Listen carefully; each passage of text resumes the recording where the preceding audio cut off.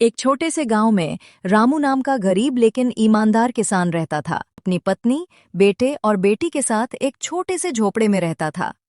हर दिन सुबह सुबह उठकर अपने खेत में काम करने जाता, पर बारिश न होने की वजह से उस साल फसल बहुत खराब हो गई। शाम को जब रामू थका हारा घर लौटा तो उसकी पत्नी बोली, रामू, अब तो खेत से कुछ नहीं निकल रहा।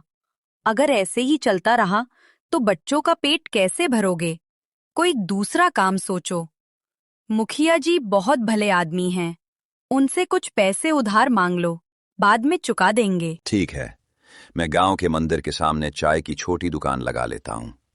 लोगों को चाय पिलाऊंगा और थोड़ा थोड़ा कमा लूंगा। लेकिन समस्या वही थी, पैसे की। रामू के पास दुकान लगाने के लिए पैसे नहीं थे। अगले दिन रामू मुखिया जी के घर गया और बोला, मास्टर मुखिया जी, मुझे कुछ पैसों की जरूरत है।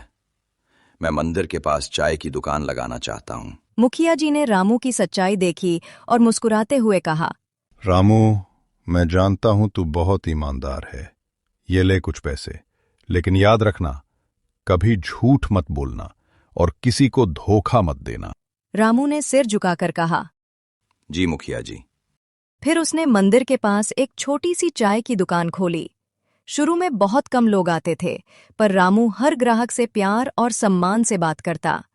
वो हमेशा साफ कप में चाय देता, दूध और चीनी कभी कम नहीं करता। धीरे धीरे उसकी ईमानदारी की चर्चा पूरे गांव में फैल गई।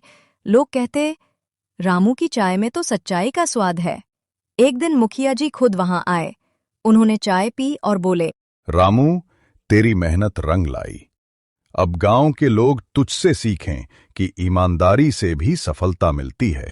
मुखिया जी, ये सब आपकी दया और मेरी पत्नी के विश्वास की वजह से हुआ।